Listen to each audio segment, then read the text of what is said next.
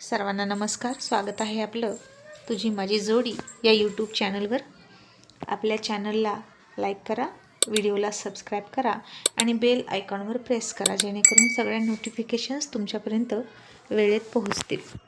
चला तर सुरुवात करूया. गोंधन भाग 43. मग आता ज्याची प्रतीक्षा होती तो दिवस उजाडला आणि विश्वासचा निकाल लागला आणि विश्वास खूप चांगल्या मार्कांनी पास झाला. शाळेत पहिला आला आणि पद्माचा आनंद गगनात नावेना. तिच्या आणि विश्वासच्या कष्टाला चांगलं फळ लागलं असं सगळेच म्हणायचे, पण घरात त्याचं कोणाला कौतुक नव्हतं. कारण त्यांची पोरं 4-4 विषय जाऊन नापास होत होती आणि पुन्हा प्रयत्न करायला नको म्हणून शाळा सोडून दिली होती आणि अभ्यासापासून कोसो दूर पळायची. मग त्यांना विश्वास हुशार आहे हे कसं बघवेल? कारण कितीही झालं तरी शेवटी विश्वास भावकी होता त्यांची. आणि पुढे काय तर काहीच नाही. शंकरला काही कळत नव्हतं. तो अजूनही बैलांच्या मागेच होता आणि बैलांचा शेण मूत काढत होता. पद्म मात्र विश्वासच्या डोळ्यात रोज स्वप्न बघत होती आणि त्याच्यासोबत तीही स्वप्न पाहत होती.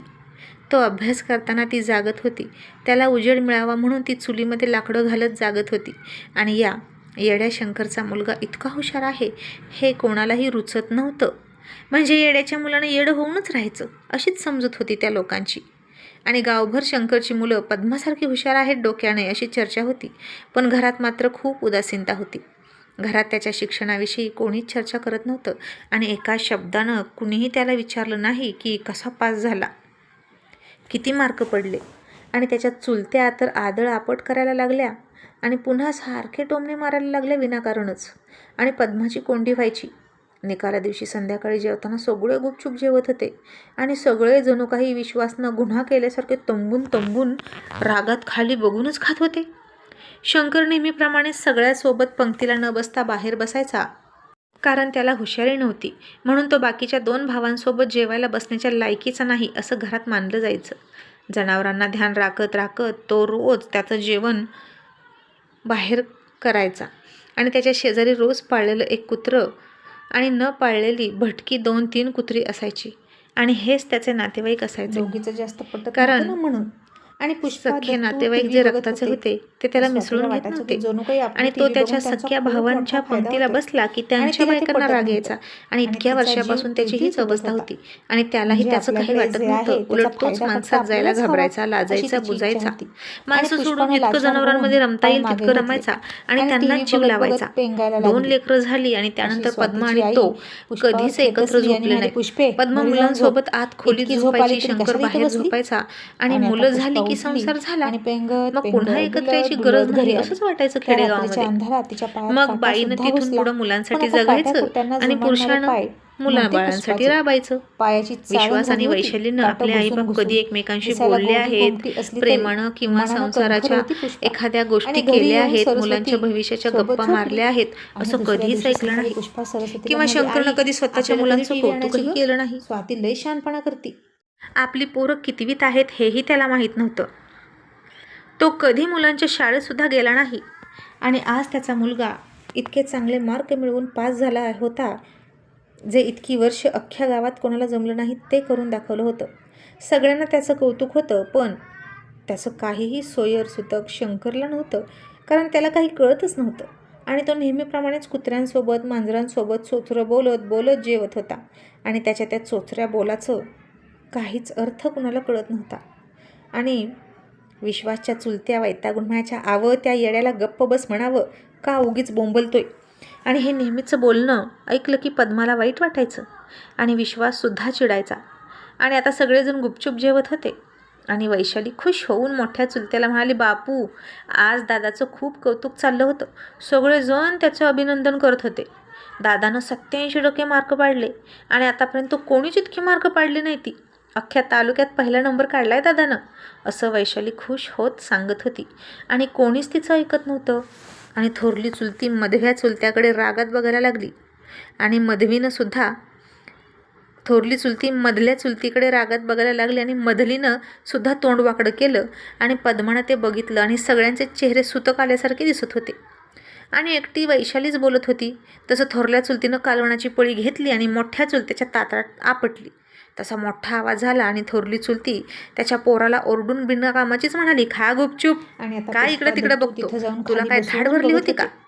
की त्यांनी पिली अजून कुठला अंघोळ होता सुद्धा केली अभ्यास नव्हती. करायला. आणि जेव्हा शाळेला आम्ही सुट्टी कुणाचं असते कौतुक ना, सांगायचं, तेव्हा आंघोळीचं आम्ही जास्त आपलं काही विशेष रात्रंदिवस नसायचं. रानात जायचं, कधी पण घरातलं केली करायचं, तरी शानघान चालायची. काढायचं आणि ती आणि मुलगी आमच्या ज्या पोरांवर प्रकारे आमचं कार्य लक्षच नाही कसरत राहिलं. करत होती, आणि तेव्हा इथं पुष्पा दुसऱ्यांनी स्वतःला मात्र त्या रात्र तारेवर तिच्या रात्र जागी बघत जागून होती. स्वतःची पोरं आणि ती शिकवायची त्या मुलीची आणि तुम्ही मुलीला मात्र बघण्यात तुमची इतकी पोरं रममाण झाली होती शेतात की त्या कामाला मुलीचा लावता वय तोल जाणार आणि असं दुसऱ्यांची दिसलं की शिकून पुष्पा साहेब घाबरायची. होत्याली, मग असं ती पद्माला बघायला टोमणा आलेल्या मारून लोकांकडे म्हणाली. एक मुलगा पैसे तसं मागायला पद्माच्या जिव्हारी तिचे डबा शब्द घेऊन लागले फिरायला लागला. तेव्हा आणि पुष्पा ती दत्तू घरी पळून आले आणि खाली फुकट बघायला ढोलफडाचा लागली. खेळ आणि बघितल्याचं आता काय समाधान त्यांना बोलावं, अशा वाटलं. टोमण्यांवर हे तिला तरीही सुचेना. सरस्वतीनं 2 रुपये घरात हातात दिले सगळ्यात लहान होती ती, पुष्पाच्या आणि त्यात म्हणाले, जा नवऱ्याचं देऊन ये. पाठबळ नाही, पुष्पा त्याला म्हणाली, अक्कल आई अगं नव्हती, राहू दे की तो कशाला. नुसता सांगकामी सरस्वती नंदीबैल म्हणाली, होता. पुष्पा अगं कधी ते माहेरला जायचं पोटासाठी म्हटलं तर सगळं तिने करतात एकटीनंच जायचं, आणि कौतुकाने प्रत्येकाचं नवरासोबत कधीच पोट नसायचा. हे थोरल्या पोटच दोघी असतं. जावा मात्र आणि नवऱ्याकडून पैसे सगळेजण मागून पोटासाठी घ्यायच्या, धडपडतात. नव्या साड्या जा, घ्यायच्या हट्टाने जाऊन मागून. एवढे पैसे सणवार देऊन ये. आला की रुसून बसायच्या नवऱ्यावर आणि पद्मानं मात्र कधी दिरांनी, थोरल्या जावांनी, सासूनं लुगडं घ्यावं याची वाट बघायची, पण कधी मागतच नव्हती. कधी 1 रुपया हट्टानं नवऱ्याकडे मागितला नाही किंवा त्याच्याकडे कसलाच हट्ट केला नाही, ना साडीसाठी ना नथीसाठी. तिचा दागिना म्हणजे एकच, तिची मुलं. एवढ्यातच तिचं समाधान होतं आणि कुंकवाचा धनी धडधाकट आहे एवढीच काय ती तिची संपत्ती. आणि माहेरी जाताना वाटखर्चाचे पैशासाठी सासूसमोर उभं राहायचं आणि ती देईल तेवढे पैसे घेऊन जायचं. अशी तिची जिंदगी होती आजपर्यंत. मग आता थोरली चुलती अशी मोठ्यानं रागवून बोलली आणि वैशाली लठ्ठ दिशी हलली आणि गप्पच बसली. आणि आता मात्र विश्वाचा राग वाढत चालला होता.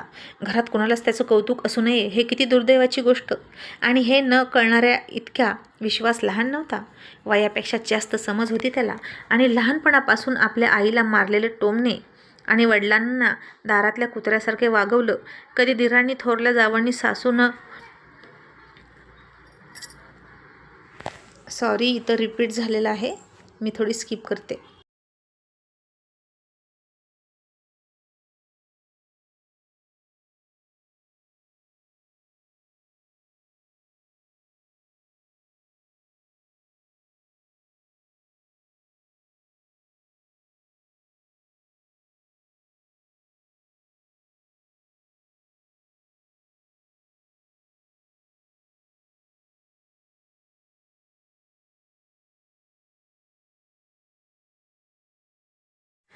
तर लहानपणापासून आपल्या आईला मारलेले टोमणे आणि वडिलांना दारातल्या कुत्र्यासारखी दिलेली वागणूक तो बघत होता. त्याला राग येत नव्हता असं नाही, पण पद्मा त्याला शांत करायची आणि अभ्यासाकडे लक्ष दे असं म्हणायची. मग सगळ्यात आधी विश्वासनं हात धुतला रागारागात, तसाच उठला आणि खोलीत झोपायला गेला. मग वैशालीसुद्धा तिकडे गेली आणि ती म्हणाली, दादा, थोरली काकी कशी बोलली बघ ना. तुला राग आला का? मला तर खूप राग आला, ती सारखी अशीच करते बघ. आणि विश्वास म्हणाला, तुला काय गरज होती विषय काढायची?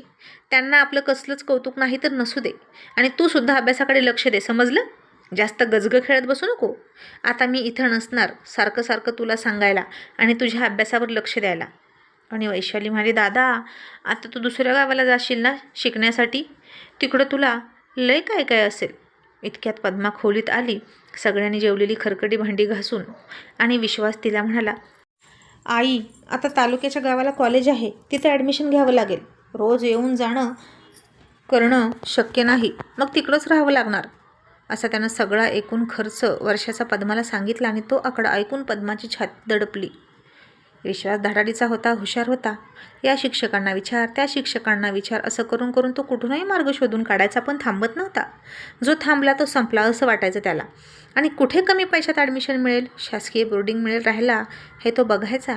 त्याचे शिक्षक त्याला म्हणाले, विश्वास, अरे तुझ्या घरचं तर चांगलं आहे की, इतके तुझे चुलते पैसेवान आहेत, लग्नाच्या सीझनमध्ये तुमचा घोडा कितीतरी पैसे कमवतो, तरीही तू असं हॉस्टेल का बघतो? एखादी चांगली रूम घेऊन राहा, तिथे तुझा अभ्यास चांगला होईल. 12वीत चांगले मार्क पडले तर कल्याण होईल तुझं, DED कर, लगेच मास्तर होशील. आणि विश्वास काहीच बोलत नव्हता. त्याच्या चुलत्यांचे व्यवहार त्याला आवडत नव्हते. आपल्या वडिलांना मिळणारी चुकीची वागणूक त्याला खपत नव्हती. पण आता आई वडील काही बोलत नव्हते, मग आपण तरी काय बोलणार? बाप बोलत नाही, आई बोलत नाही, पण पोरगा बोलायला लागला. 4 बुकं शिकली, शहाणपणा करायला लागला, मिसरूड फुटलं आत्ता आणि लगेच मोठा झाल्यासारखा बोलतो असं म्हणतील सगळे. म्हणून सध्या तरी तो गप्प होता. आणि आधीच त्याचा साहेबी थाट त्याच्या चुलत्यांना आवडत नव्हता. त्याचे स्वच्छ असलेले कपडे त्यांना बघवत नव्हते. इस्त्री नसली तरी विश्वास तांब्यामध्ये कोळसा ठेवायचा आणि शर्टला इस्त्री करायचा, पण विना इस्त्री केलेला शर्ट तो कधीच घालत नव्हता. आणि हे सगळं त्या चुलत्यांना आवडत नव्हतं आणि त्या नावं ठेवायच्या. मग 11वीच्या ॲडमिशनला पैसे मागायचे होते. पद्मा थोरल्या दिराकडे गेली आणि म्हणाली, बापू पैसे पाहिजे होते, विश्वासला पुढच्या कॉलेजात ॲडमिशन घ्यायचे. आणि थोरला दीर म्हणाला, पद्मा आता शिक्षण बास झालं, पुढचा खर्च आपल्याला झेपणार नाही, त्यापेक्षा त्याला बैलाकडं निघू दे, नाहीतर वरातीचं घोडं सांभाळ म्हणावं, त्याला जनावरांची चांगली माहिती आहे. आणखीन 2-4 वर्षांनी त्याचं लग्न करून देऊया, 2-4 पोरं होतील, आणखीन काय पाहिजे. अजून वैशालीसुद्धा आहे, तिचंही लग्नाचं बघावं लागेल. असं म्हणून त्या सगळ्यांनी हात वर केले. घरात शिरडं होती, करडं होती, पण पद्माचा त्यावर कसलाच हक्क नव्हता. 50 रुपये गोळा करण्यासाठी तिनं जीवाचा किती आटापिटा केला होता, मग इतके पैसे आणायचे कुठून. ती आणि शंकर फक्त मजुरासारखे राबत होते. ॲडमिशनची तारीख जवळजवळ येत होती. सायन्स साईडला विश्वास ॲडमिशन घेणार होता, त्याला डॉक्टर व्हायचं होतं आणि ॲडमिशन फुल होत होते, जागा भरल्या जात होत्या. तसतसा विश्वासचा जीव तिळतिळ तुटत होता. तो रोज पद्माकडे येऊन पैसे मागायचा. इथे ॲडमिशन नाही मिळालं तर आणखीन लांब जावं लागणार आणि आणखीन जास्त पैसे लागणार, आणि म्हणून विश्वासची उलाघाल होत होती. मग आता पद्मा सरळ तिच्या भावाकडे गेली. तिचा भाऊ स्वभावानं चांगलाच होता, पण त्याचा डोळा हुशार विश्वासवर होता, त्याची पोरगी त्याला द्यायची म्हणून. आणि आता तर विश्वासचे इतकं कौतुक झालं की त्याला विश्वास हक्काचा जावई वाटायला लागला. आणि पद्मा म्हणाली, अण्णा विश्वासच्या कॉलेजच्या ॲडमिशनचं बघ की कुठंतरी, 5-6 वर्ष अजून शिकला तर त्याला कुठंतरी नोकरी लागेल. आणि तिचा भाऊ म्हणाला, मी सगळं बघतो, लागतील तितकं पैसे भरतो, पण मला वचन दे, माझ्या मुक्तीसोबत त्याचं लग्न करून देशील, म्हणजे त्याच्या नोकरीचा फायदा माझ्या पोरीला होईल. आणि पद्मा आता विचारात पडली, विश्वासला न विचारता वचन कसं द्यायचं. आणि त्याला कळलं तर विश्वास कोणाचीच मदत नको म्हणाला असता. तिकडे गटर काढून शिकला असता, पण पैसे नसते घेतले कोणाचे. मग आता काय होईल.